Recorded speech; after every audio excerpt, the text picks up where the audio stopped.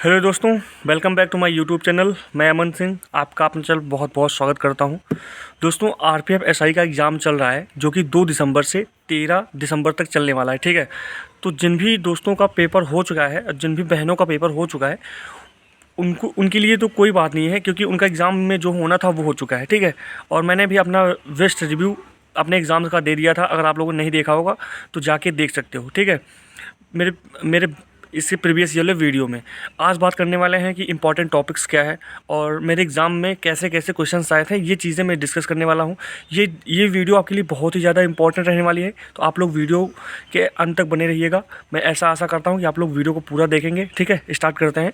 दोस्तों, जैसा कि मेरा एग्ज़ाम हुआ था, आप लोगों को पता होगा कि आरपीएफ में 120 क्वेश्चन आते हैं। ठीक है, और जिसमें से 50 जीएस आते हैं, 35 के आसपास मैथ आते हैं। ठीक है, और उसके बाद फिर जो बचे वो सारे रीजनिंग आते हैं। रीजनिंग जो है, सबसे पहले रीजनिंग के इंपॉर्टेंट टॉपिक्स पे बात कर लेते हैं और मेरे वाले में रीजनिंग कैसी आई थी ये चीज़ें मतलब कि आपसे डिस्कस करते हैं। तो दोस्तों, जैसा कि जो रीजनिंग का पोर्शन था वो बहुत ज़्यादा हार्ड नहीं है। ठीक है, इजी टू मॉडरेट है। अगर आप लोगों ने अगर अच्छे से पढ़ाई की होगी तो शायद आप लोग अच्छा करके आए होंगे, क्योंकि मेरी भी रीजनिंग उतनी ज़्यादा ख़राब नहीं हुई थी। रीजनिंग अच्छी हुई थी, ये मैं कहता हूँ। और रीजनिंग के इंपॉर्टेंट टॉपिक क्या हैं, जैसे कि आप लोग को ब्लड रिलेशन पढ़ लेना है। ब्लड रिलेशन में जानते हो कैसे क्वेश्चंस आ रहे हैं? जैसे वो होता नहीं है, क्वेश्चंस आता है कि स्टार ए स्टार बी हैशटैग सी हैशटैग और डॉलर $A@C ऐसे करके वो पूछते नहीं है कि ये इसकी माता है, वो उसके पिता है, तो कौन सा इक्वेशन सही है। ये चीज़ें रीजनिंग में पूछी जा रही हैं, कम से कम दो क्वेश्चंस। और दिशा और दूरी में भाई ऐसे ही कैलकुलेटिव क्वेश्चंस बन रहे हैं। मींस आपको आ जाएगा, इजी है, पर उसमें थोड़ा सा टाइम टेकिंग है। तो आपको टाइम मैनेज करके भी चलना पड़ेगा, क्योंकि बहुत ज़्यादा टाइम भी उसमें नहीं है। तो इस हिसाब से आपको एग्ज़ाम प्रिपरेशन करनी पड़ेगी। मतलब एग्ज़ाम हॉल में बैठ के आपको एग्ज़ाम को टैकल करना पड़ेगा, तभी जाके आप लोग अच्छा स्कोर कर सकते हैं। तो जो जैसे कि आप लोगों को सबसे पहले क्या करना है कि आप लोग जितने भी लोग हो, सबसे पहले आप लोग जीएस उठा के देख सकते हो। जीएस का पोर्शन ले सकते हो, उसके बाद फिर रीजनिंग का, फिर मैथ्स का, ये सारी चीज़ें उसमें जाके ले सकते हो। ठीक है, और फिर जैसे रीजनिंग की और इम्पोर्टेंट टॉपिक्स पर बात कर लूँ, जो ये चीज़ें हैं, ये चीज़ें आपको पहले से, तो उन चीज़ों को आपको ध्यान से देखना पड़ेगा और अच्छे से टैकल करना पड़ेगा और समय को देखते हुए करना पड़ेगा।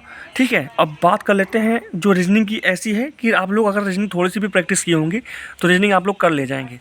और बात करते हैं फिर मैथ्स के कुछ क्वेश्चंस कैलकुलेटिव हैं और कुछ क्वेश्चन जो है उसे नॉर्मल भी हैं। तो आप लोग जितने भी लोग हो वो सारे लोग अगर थोड़ा सा अगर 6-7 महीने भी मैथ्स पढ़ लिए होंगे तो फिर बहुत ज़्यादा प्रॉब्लम नहीं होने वाली है। जितने भी लोग हो वो मैथ्स अपना मैं आपको इंपॉर्टेंट टॉपिक्स बता देता हूँ। जैसे CISI, चक्रवृद्धि ब्याज, साधारण ब्याज से क्वेश्चंस पूछे जा रहे हैं। और और लाभ हानि, प्रॉफिट एंड लॉस से भी पूछे जा रहे हैं। कम से कम 2 क्वेश्चंस पूछे जा रहे हैं। नौ धारा से पूछे जा रहे हैं। ठीक है, और आपसे बता दूं कि उसमें क्या था, हाँ, LCM SCF से पूछे जा रहे हैं। कम से कम 3 क्वेश्चंस पूछे गए थे मेरे वाले शिफ्ट में। 2 दिसंबर को मेरा एग्ज़ाम था, फर्स्ट स्टेप 2 दिसंबर को।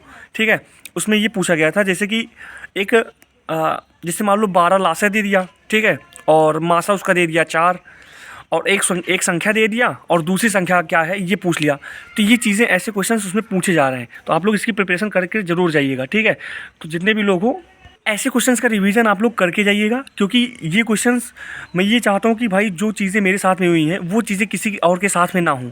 ठीक है, तो सब लोग जितने भी लोग हो जो मैं टॉपिक्स बता रहा हूँ वो उसका रिवीजन तो 100% करके जाइएगा। क्योंकि आप लोगों ने देखा होगा कि मेरा एग्ज़ाम बहुत अच्छा नहीं हुआ है, क्योंकि जीएस का जो पोर्शन था वो मेरा सही नहीं हुआ है। ठीक है, तो आप लोग मैं ये चाहता हूँ कि जो मेरे साथ में हुआ वो किसी के साथ में ना हो, क्योंकि बहुत से लोग ऐसे होंगे कि उनका टारगेट ही होगा आरपीएफ एसआई का टारगेट ही होगा। अगर उनका एग्ज़ाम्स गड़बड़ हो जाएगा तो भाई उनके लिए कुछ बचेगा ही नहीं। बहुत से ऐसे लोग होते हैं गलत कदम उठा लेते हैं, तो आप लोगों को गलत कदम नहीं उठाना है। मैं जो बता रहा हूँ वो आप लोग को सिक्योर और 100% उस टॉपिक को पढ़ के जाना है। ठीक है, और मैं मैथ्स के कुछ चैप्टर बता देता हूँ, जैसे ये हो गए। और आप लोग एक बार बेसिक तौर पे सबको, मतलब सब चैप्टर्स का रिवीजन कर लेना, क्योंकि कार्य समय रेल से रिलेटेड जितने भी क्वेश्चंस हैं, रेलगाड़ी से, क्योंकि आरपीएफ का एग्ज़ाम है तो रेल से रिलेटेड क्वेश्चन तो आएंगे ही आएंगे, ठीक है। और उसके बाद फिर और वो पाइप एंड सिस्टम्स, ये इससे भी क्वेश्चंस आ रहे हैं, बन रहे हैं। तो आप लोगों को इन सब सारी चीज़ों को अच्छे से रिवीजन करके जाना है। अब बात कर लेते हैं जीएस, जो कि मेरा गड़बड़ बहुत ज़्यादा ही हुआ था। जीएस ऐसी थी भाई कि उसमें अगर आपको आ रहा है तभी कर पाओगे, और नहीं तो नहीं। अगर आप लोग करंट अफेयर को ज़्यादा फोकस कर लीजिए, क्योंकि 2024 के करंट अफेयर पूछे जा रहे हैं।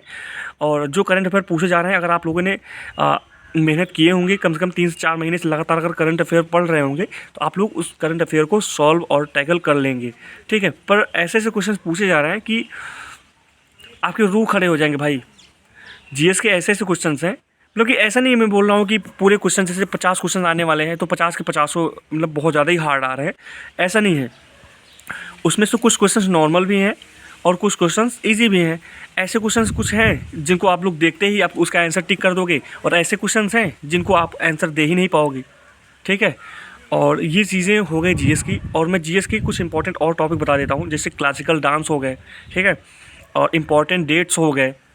और आपको ये पढ़ना है जीएस का, जो रेलवे से रिलेटेड है, कि रेलवे के चेयरमैन कौन है, उसके डायरेक्टर कौन है, उसके सीईओ कौन है। ये सारी चीज़ें आपको रेलवे से रिलेटेड ज़रूर पढ़ लेनी है, क्योंकि ये सारी चीज़ें एग्ज़ाम हॉल में आपसे जब पूछ लेता है, अगर आपको आता है तभी उसका रिप्लाई दे पाओगे, नहीं तो नहीं दे पाओगे। तो जितने भी लोग हो, सो प्लीज़ जो मैं बता रहा हूँ उसको ज़्यादा से ज़्यादा ध्यान दीजिएगा, और अच्छे तरीके से वीडियो को देख लीजिएगा। अगर एक बार ना समझ में आया, दूसरी बार फिर रिवाइंड करके देख लीजिएगा। जो जो टॉपिक बता रहा हूँ वो चीज़ें आपको आप पढ़ के ही जाना है, क्योंकि मुझे पता है यार, जो एग्ज़ाम है ना उसमें बहुत ज़्यादा प्रॉब्लम होती है। तो आप लोग जितने भी लोग हो, वो सबको प्रिपरेशन करके जानी पड़ेगी आपको। मुझे लगता है कि आप लोग ने कम से कम 6 से 7 महीने एकदम जी जान लगा के मेहनत की है। मुझे पता है, क्योंकि मैंने जो एग्ज़ाम्स दिया था मेरा बहुत अच्छा हुआ नहीं है, तो मुझे पता है कि यार क्या दर्द होता है, एक एस्पिरेंट के लाइफ का क्या दर्द होता है। वो 6 7 महीने भाई घर नहीं जाता है, अगर जो घर से बाहर रह के पढ़ाई करता है, ठीक। तो ये चीज़ें हैं, आपको बहुत ज़्यादा अपनी लाइफ स्टाइल के बारे में बता दूंगा तो आप लोग भाई रोने लगोगे, क्योंकि इतना ज़्यादा स्ट्रगल है। फिर भी मैं पढ़ाई करता हूँ, आप लोगों को मोटिवेट करता हूँ, सारी चीज़ें अपने इन्फॉर्मेशन के माध्यम से जानकारी देता हूँ। तो आप लोग प्लीज़ डिमोटिवेट मत हो, अच्छे तरीके से प्रिपरेशन करो। जो जो टॉपिक्स बताया हूँ एक बार अच्छे तरीके से रिवीजन कर लो, ठीक है। और मेमोरी बेस्ड टेक्स्ट बुक पे दिया जा रहा है, मेरा वाला कूपन कोड यूज़ करके उस पर जाके मतलब कि आप लोग उस पर जाके यूज़ कर सकते हो, ठीक है। वो मेमोरी बेस्ड टेस्ट आप लोग दे देंगे तो शायद आपको एक आइडिया हो जाएगा कैसा एग्ज़ाम्स बन रहा है, एग्ज़ाम में कौन कौन से क्वेश्चन पूछे जा रहे हैं। और आप लोग अगर सोच रहे होंगे प्रीवियस ईयर क्वेश्चन के हिसाब से पूछे जा रहे हैं, तो प्रीवियस ईयर क्वेश्चन जो था उसका लेवल यहाँ तक था, और जो ये न्यू पैटर्न पे ये एग्ज़ाम चल रहा है उसका पैटर्न यहाँ पे है।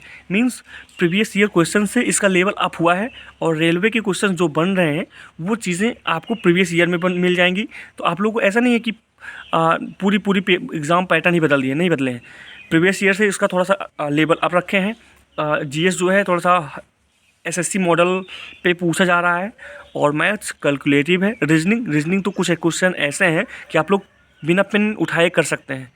तो जितने भी लोग हो प्लीज़ मोटिवेट रहो और पॉजिटिव थिंकिंग रखो, सब अच्छा होगा। बस मेरे पास जानते हो कल वाली वीडियो में इतने ज़्यादा लोगों को मैसेज और कॉल्स आए कि भैया ये बता दीजिए क्या मैं एग्ज़ाम देने जाऊँ कि ना जाऊँ। आपका जब जीएस आप हर एग्ज़ाम्स क्लियर कर लेते हो, आपका जब जीएस इसमें इतना गड़बड़ हुआ है, क्या मेरा सही हो पाएगा कि नहीं। तो मैंने कहा भाई देखो सबके दिन अलग अलग होते हैं, ठीक है। आपका दिन अलग है, मेरा दिन अलग है। तो ये सारी चीज़ें नहीं है कि अगर मेरा ख़राब हुआ है एग्ज़ाम हॉल में बैठ के मेरा एग्ज़ाम ख़राब हुआ है तो आपका ख़राब हो जाए, ऐसा नहीं है। तो जितने भी लोग हो सब लोग प्लीज़ मोटिवेट रहो, अपनी सोच जो है वो थिंकिंग पावर जो है अच्छी रखो और पॉजिटिव सोचो। कुछ नहीं करना है, एग्ज़ाम हॉल में जाओ, एग्ज़ाम दो, उसके बाद फिर अपना स्कोर ज़रूर कमेंट करके बताइएगा कि हाँ भैया आपने जो लास्ट स्टेज पे जो वीडियो बनाई थी वो चीज़ें मेरे लिए बहुत ही ज़्यादा हेल्पफुल रहीं, मुझे बहुत ज़्यादा उससे प्रॉफिट हुआ। तो मैं समझूँगा हाँ चलो ठीक है, मेरा एग्ज़ाम सही नहीं हुआ तो आप लोग का एग्ज़ाम अच्छा हो गया है, तो मैं ये सोचूंगा चलो ठीक है मेरी वजह से कोई लड़का या कोई एस्पिरेंट, कोई बहन, कोई भाई अच्छा स्कोर कर पाया है, ठीक है। तो भाई वीडियो अगर अच्छी लगी हो तो आप लोग प्लीज़ चैनल को सब्सक्राइब कर लीजिएगा और अपना एक पॉजिटिव कमेंट ज़रूर दीजिएगा, ठीक है। मिलते हैं एक नेक्स्ट वीडियो में, तब तक के लिए जय हिंद, जय भारत।